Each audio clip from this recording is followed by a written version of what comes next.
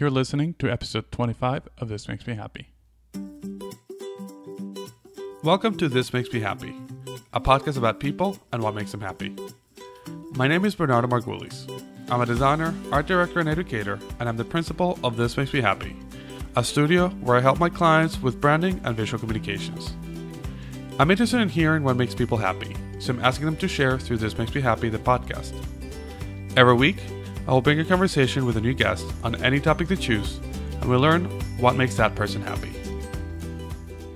Hello, today I'm very happy to have Christina Orlando. Christina is the CEO and creative director of Muse Monthly. Hi Christina, how are you doing? I'm good, how are you? I'm great, very happy to chat with you today. Else from the introduction I did, is there anything else you want the audience to know about you?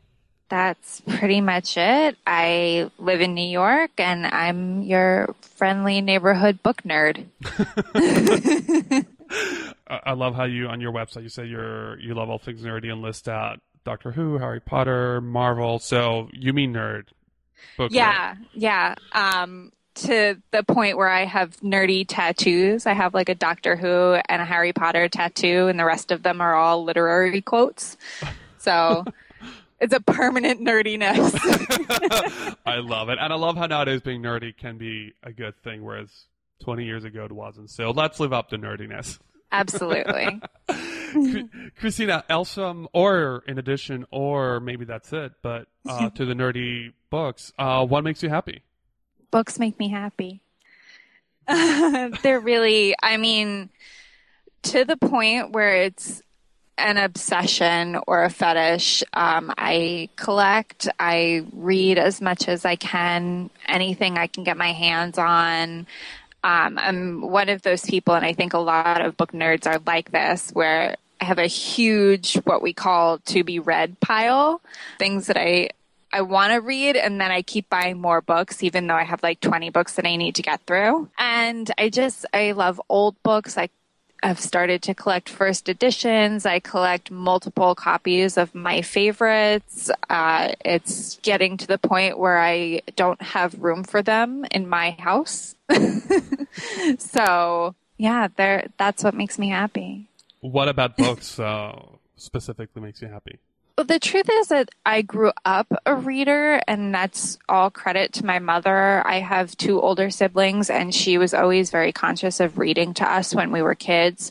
She read to us every night. It was something that apparently is an unusual thing. I thought that all moms did that, but apparently not. And it made us all grow up readers, and we all love books, and we talk a lot about, and I think this is very common for people of my generation and maybe the older generation, that we all want the library from Beauty and the Beast.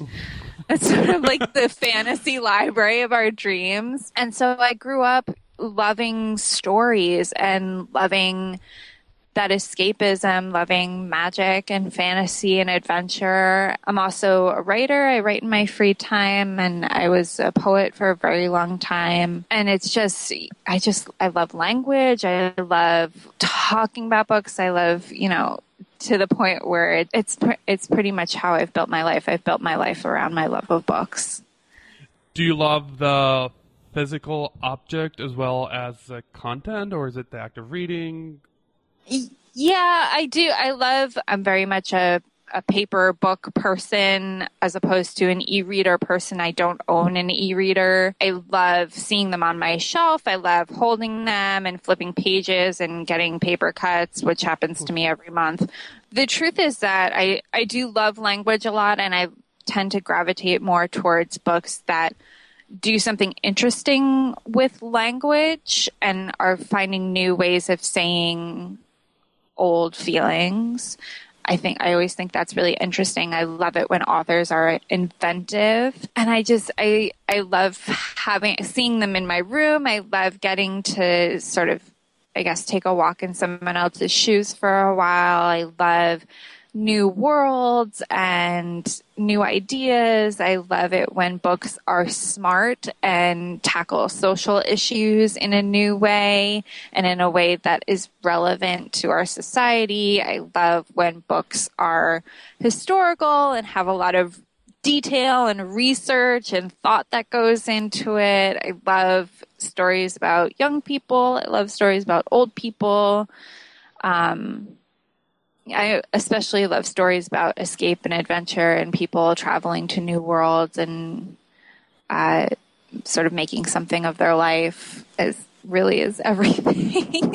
Do you ever feel similarly when the stories or the language are used in a different medium, say television or movies or music, or is it specifically about the written word?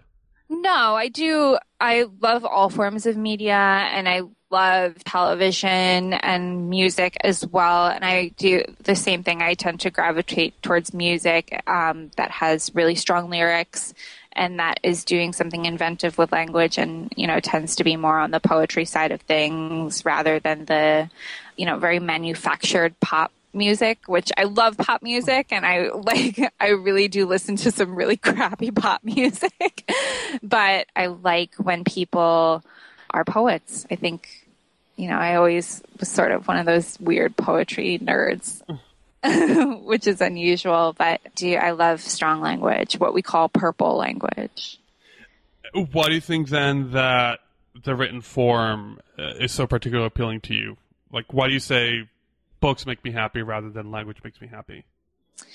Oh, that's a tough question. I think because I tend to gravitate towards fiction specifically rather than, all written words. So I don't end up reading a lot of biography type things or nonfiction things. I'm sort of trying to work more nonfiction into my life. But if I'm going to a bookstore or if I'm going to a library, I will pick up fiction more often than not. And I think because I like the idea that someone has created something new out of nothing, and language allows us to do that. Language allows us to be creative and to, there's so many different combinations of words. And it's really exciting to me that we can take advantage of that as human beings. In particular, when it comes to fiction, when it comes to just like really something coming out of someone's head and making up something completely new, I think is a very exciting way to use our language. Is there any kind of book or any kind of reading that you just can't take on? I try not to read about dead white people. Are you talking about like biographical stuff, or are you talking about? Yeah, which not to say that there isn't value in that. It's just not something that I'm particularly interested in. And I actually, on Twitter the other day, we were talking about there's stories that are overdone. And, I try not to read about the usual, the heroic white man saves the girl and, they live happily ever after kind of story. It's been done, and I'm not interested in that anymore. I'm interested in new ways of looking at the world, and I'm interested in marginalized voices. I'm interested in something different. I'm always looking for something different. So I try to avoid, I avoid romances a lot of the time just because it's like, I get it. They're going to fall in love, whatever. Let's talk about something different. There's more interesting aspects of human nature and of the human experience to discuss. And that's sort of what I look for most often. Is there any of these books that you mentioned, romance or the typical story, that surprised you that you actually enjoyed? I will say I like a romance when it's subtle. When I say romance, I'm talking about I wouldn't necessarily pick up like a Harlequin book for myself, something that's like just pure fluff and sex and drama, just because I think that's a little bit too predictable. But I like romance. I will admit that I tend to like romance a little bit more when it's not heterosexual, just because it's something different. I'm looking at my shelves right now to think if there's anything that surprised me. Not really. There's not really much that's on my shelf that's of that nature. I will admit to reading 50 Shades of Grey. That's fine. You had to. And I read all those those things that people are talking about. So I read Twilight when it started to gain traction. I read 50 Shades just because I was curious. Did it surprise me? No. It was, I mean, I can see the appeal of them, and I will admit to like being sucked into the story a little bit. I wouldn't necessarily call it high literature. I read all those things, but I wouldn't consider them surprising, and I wouldn't necessarily read that for myself if I was just like going to pick up something at the library or the bookstore. Now, for the stuff that you actually would pick up, and you mentioned stories that are different, or talk about minorities, talk about different groups that we normally don't hear about. Yeah, is that for you strictly a source of entertainment, or do you think that there is a bigger action behind them? Well, both. I like to be entertained, and I like that escapism. I do like that experience of being taken away for an hour or two or however long I sit down to read. But I do also like to learn. And I recognize that I'm limited in the experience that I've had in my life. And I like the idea of gaining some insight into other people's lives from reading. And I like the idea of just visiting other countries and visiting other lives and other experiences. I think there's something really special about that. And I think that's the power of literature ultimately, is to expose us to new worlds and different ways of thinking and different lives so that we can take something from that and we can incorporate that into our lives. I think that a lot of people wouldn't necessarily think that is an experience that you can have from reading a book, but I strive for that. I mean, I really crave that experience. How did you discover this? I mean, I can't imagine your mom reading books that were not children specific when you first started. Or, I mean, that's a very roundabout way of saying, I don't know, did your mom start reading this kind of books to you, or did it come later in life?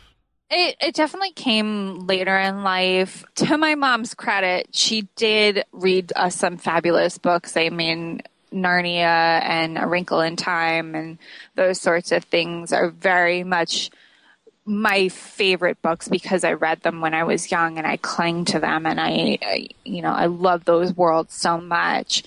But I was very fortunate to go to a high school that was careful to teach us the classics and the Western canon, but also I was fortunate to take some contemporary literature classes, and that sort of opened my eyes to the world that's out there, where it's not just, and there's so much value in things like Pride and Prejudice or James Joyce or whatever else we read when we're in high school, typically the sort of typical canon that we are exposed to in that time. But there's really cool stuff going on that's being published right now, or that's been published in the past 10 years, that is exciting and relevant, and we can learn just as much from contemporary literature as we can from the older standards that were given. I'm like looking at my shelf. I remember reading Their Eyes Were Watching God by Zora Neale Hurston, which was so radically different than anything I'd read before. I also read Bel Canto by Anne Patchett in that class, which was, again, just so exciting and different. And I was like, I can't believe that we're able to read this in school and that it doesn't feel like work because it's so good. But it's also something that's so different than what we normally would have read. Was this in New York? This is a private school in New Jersey called the Petty School. I credit my teachers, my English teachers, a lot for setting me on that path. I would not have found some of my favorite writers if it weren't for their openness to incorporating contemporary literature and contemporary thought into our courses. And it's interesting that when you're in high school, normally we're like, oh, we have to read this book, and it's an obligation. And that's become now something that you enjoy. When you read these books, what kind of experience are you having? Is it an emotional experience? Is it more of a logical experience? Is it more of a learning experience? How would you describe that experience? Well, ideally, it's all of that. There are some books that I'll go into it purely for an emotional roller coaster. I still have that mindset a little bit of books that are for work and books that are for fun. So books that, maybe are contenders for the monthly boxes, and books that I'm definitely just reading for pleasure and that are not going to be something that I would use for work. I hope that the books that I read have all of those components where they're emotional, they're smart, they're learning experience. I think that the ideal is that they're all of that. And books absolutely can be all of that, which is what's really exciting to me. How do you feel now that books can be work? Does that affect your experience with books? A little bit, just in that, I take notes when I'm reading something that's for work, but it still is such a joy to me. And I was saying to someone else earlier this week that I feel like I'm getting away with murder. The fact that this is my job, it's at the point where publishers send me books. They send me review copies, and I go to this book conference called Book Expo America every year with my mom, and we come home with 100, 150, 200 copies of things that are going to be released for the rest of the year. And it's like, oh my God, I can't believe they're letting me do this. This is insane. It's 3 days of agonizing, walking around and my feet hurting and my back hurting and my shoulder hurting. It's because I'm carrying all these books with me. And that's it's like the best feeling in the world. I love it so much. So mixing work with pleasure hasn't ruined the experience at all, it sounds. No, it's a constant joy. That's awesome. Yeah. Is there a particular book or series or genre that makes you especially happy? Harry Potter. Ooh. It's something that, I started reading Harry Potter when I was 11, which is the same age that Harry is in the first book. All of my friends were reading it at the same time. We used to, when we were little, we used to, pretend play Harry Potter out in the front yard. Looking back on it, it's sort of bizarre how much Harry Potter-ness there is in my life, how much it's become a part of me. I'm in a generation where our Hogwarts house is an identifier of our personality. Yes. Whereas if I say I'm a Slytherin, other people understand what I'm about. And I have, again, I have multiple copies. I have multiple sets, and it's something that is constant in my life, and all my friends are Harry Potter people, and I think I am part of the Harry Potter generation, and it still brings me joy. And, we do rereads every couple of years, and my books are honestly beat to hell. They're in such a terrible shape because I've been reading them so much. So you're looking forward to I'm not sure, is it going to be a sequel or if it's going to be book 8, the one that's coming out soon? Oh, the play. No, apparently there's a book coming out. Right, because they're publishing the script of the play. Oh, I thought it was its own book. Yeah, so for anyone who is in this sort of Harry Potter world, there's been some disturbing rumors about the plot of this show. I'm excited about it because I'm such a fan, and I will eat up everything that J.K. Rowling spits out. But there's still I like to think that the rumors are false and that someone made it up, and it's just a terrible, terrible trolling situation on the internet. But if the spoilers are true, then it's problematic. I'm trying to not get too much into those, so please don't share. Oh, yeah. Although, have you read her other books? I haven't, and I feel like a bad fan.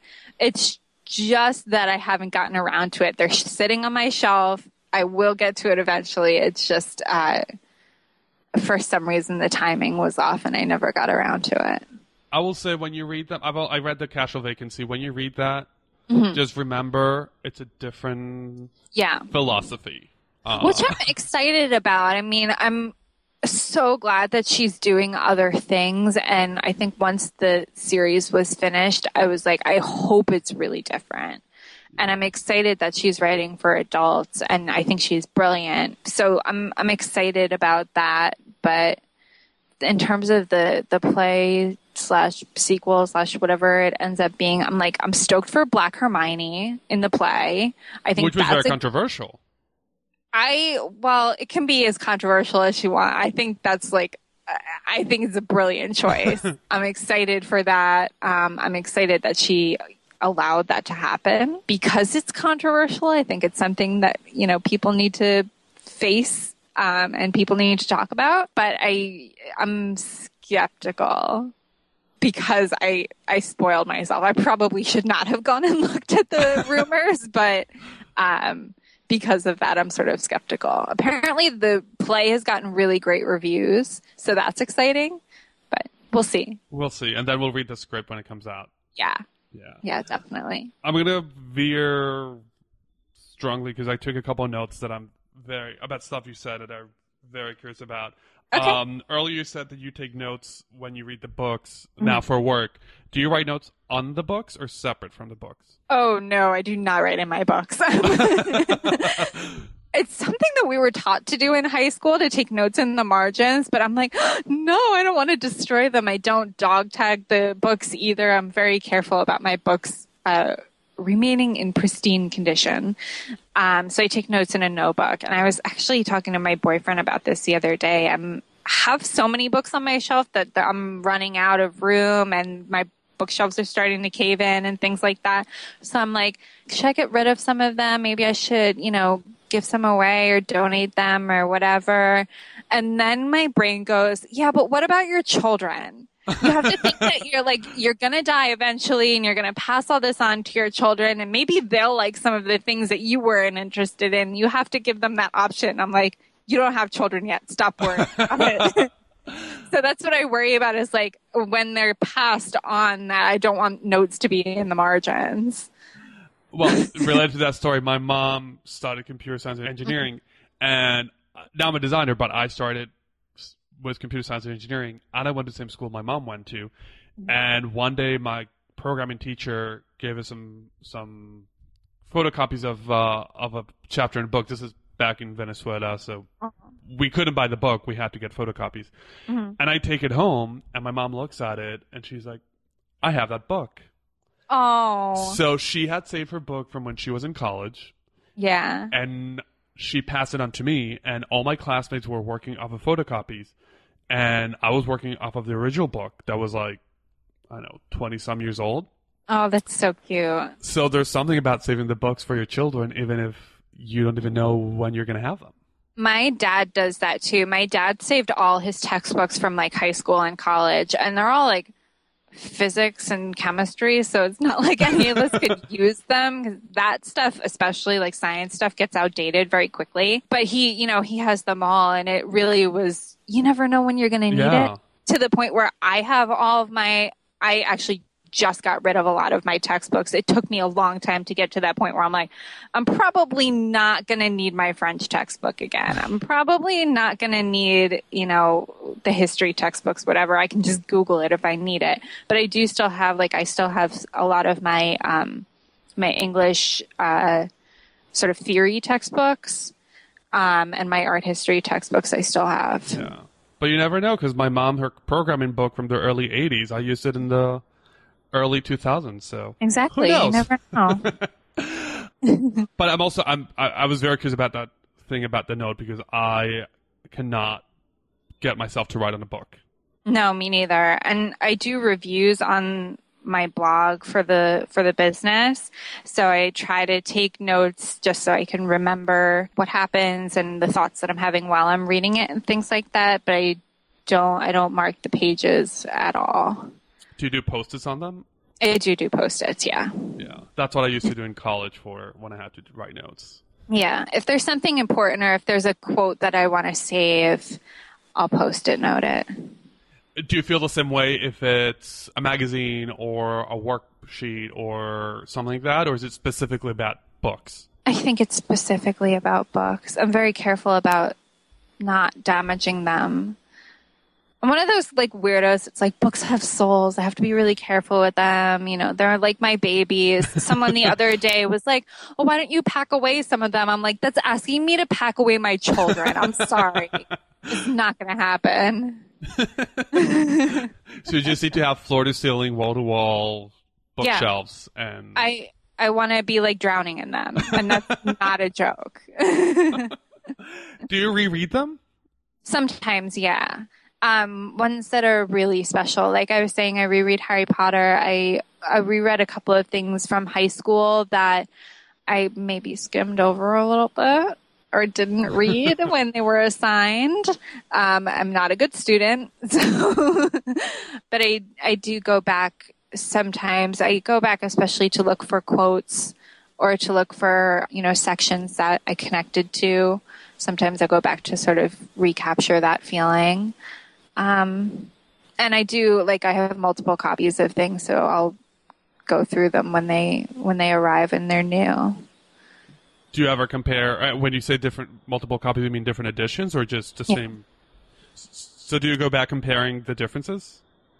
No, not necessarily. Just because I like physical books, I'm like nerdy about typeface and, you know, if there's illustrations or if there's something, you know, different going on, I get really nerdy about that. It'd be interesting, since you mentioned Harry Potter, comparing the British version from the American version, or... Yeah. To my knowledge, they're different in the beginning, and then the later books are not so different. Oh. Because they made a conscious decision, especially with the first and second book, to Americanize it. Yeah. And then we all sort of caught on that it was very British. And I think that her books, and from what I read of The Casual Vacancy, it's very British. Yes. It is, absolutely.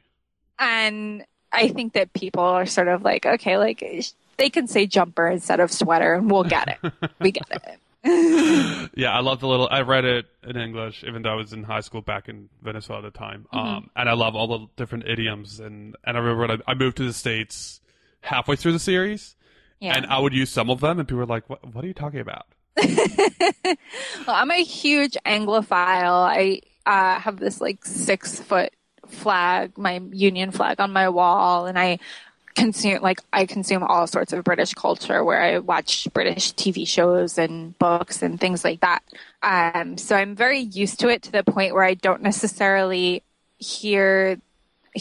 I don't recognize the difference so much. And sometimes I will say something and they're like, what the hell? Like, that's the weirdest thing you've ever said. And I'm like, oh, well, it's fairly common in other places. Just let them look it up, and yeah. The other note I had that goes way to the beginning of our conversation is the idea that you mentioned you don't have any digital readers. I guess I'm adverse to the idea of e-readers just because I love paper books so much, and I love physical books. And the truth is, like, I never felt like I needed one. If e-readers had been big when I started college, I probably would have gotten one, because I did start to see people using them to carry their textbooks, so that I didn't have to carry around multiple books throughout the day. But I don't need it. It seems like an unnecessary expense. I don't particularly like reading on a screen. I like carrying books. And I think a lot of bookworms feel this like sort of bookworm strength of like carrying multiple books in your backpack and that sort of thing. I would just prefer to have books. Have you ever read a book on a Kindle or any of those? I have. I feel like I read Into the Wild on a screen, and sometimes I'll get e-galleys where people will send me advanced copies, and it'll just be a digital. But I don't like it, and I don't connect to it as much in a weird way. I feel like it's sort of a fake experience. It's not a real reading experience. So I can't get into it as much if it's on a screen. So it's not that you have rejected altogether. It's you tried it and it's just not. Yeah, it just doesn't work for me. And I think it works really well for some people. And I'm one of those people where it's like, I don't care what you're reading or how you're reading it. If you're reading Twilight or if you're listening to audiobooks or whatever, I'm just excited that you're reading. And it's exciting to me that people are interested in stories. It's just not my preferred method. Well, it's interesting. I read this, I want to say it was Ken Ferretti in Never Eat Alone, but it might have been in another book. Something how you used to go out to a coffee shop, you have your book, the other person has a book, and you can look at it, and you can comment like, oh, how's the book? What is it about? And now you go with an e-reader, and you can't even know what the other person's reading, so you can't even start that conversation. Yeah, which is fine, because I think that it's easier for some people, especially if you travel a lot or if you commute, whatever the situation may be. But I like bookstores. I like the smell of books. I like old books. I like that sensation. And I think e-readers are great, especially if you're one of those people that's like maybe reading erotica or reading something a little bit naughty, something that you don't necessarily want other people to see that you're reading. That's what e-readers are great for. Not for me. I said Never Alone by Ken Ferretti, but it's actually Keith Ferrazzi. But I looked up. I think it might have been In Praise of Slow by Kyle Nori that said that thing about the e-reader. It's so fascinating that being in your 20s, which is great that you're not giving in to this technology. I was very much against e-readers, being a designer myself, but I must admit I actually like them. And the bigger thing why I like them is because I can highlight them and take notes and not feel guilty about it. Yeah, that's a great thing. And that's why, I was saying if I had them in school, I think that's the perfect situation. You have all your textbooks on there. You have all your, books for class on there. I think that would have been ideal. It just, the sort of e-reader thing happened maybe in the last year of my college experience. And that's when people sort of started bringing them in. Yeah, just never, I think I missed it a little bit. I just wasn't interested. Do you ever think about the future of books? Do you ever think about whether books will always be there, or are we going to fold over and only have e-readers? It's a constant conversation within the book publishing community and within my house. I talk to my mom about this a lot. And the truth is that I think that people who love books will always love books. And there will always be a place for bookstores and libraries, especially I think that people who are bookworms will always want that. And so it won't go away. And I think that the e-reader hype is not going to compete with the hype of having a physical book. It's in addition to, not instead of. Absolutely. And I hope so too, because again, I love the print matter, even though I gave in with my e-readers. Yeah. So my final question, what book have you read or do you remember reading that made you the happiest? Oh, something that made me happy. Okay. Well, here's the thing. Sometimes, and I think this is a very artistic, nerdy thing to say, if it makes me sad, I'm happy. So sometimes something that's very heartbreaking can be a joyful experience and can be an emotional experience. Oh, something that made me really happy. Harry Potter makes me happy. Narnia makes me happy. I always will say Jonathan Safran Foer. He's my absolute favorite. His books make me happy. Neil Gaiman makes me happy. V.E. Schwab makes me happy. A Clockwork Orange makes me happy because the language was so nuts in that one. I love it when people are doing like really crazy stuff with language. Yeah, I'm like looking at my shelf. I'm like, they all make me happy. I love them so much. They all make me happy to some extent, but those are the highlights. Oh, that's lovely. Love it. All right, Christina, now I want to move on to the rapid fire section. I have a few questions about different things that make you happy, and I just want your gut reaction. Are you ready? Yeah. Who makes you happy? My mom. Do you have a happy color? I do. Black makes me happy. I'm a nerd. I'm a goth kid at heart, so black makes me happy. Who is the happiest person you can think of? Oh, my friend Kelsey, who also makes me happy. Finish the sentence. I'm happiest when? When I am in my bed listening to a record, my candle is on, and I've got books surrounding me. What is the happiest moment you can think of? My first date with my boyfriend. And that's cheesy. It's funny that you say things that are unexpected, then you say the one, it's like, oh, that's cheesy, but it's good. It's good.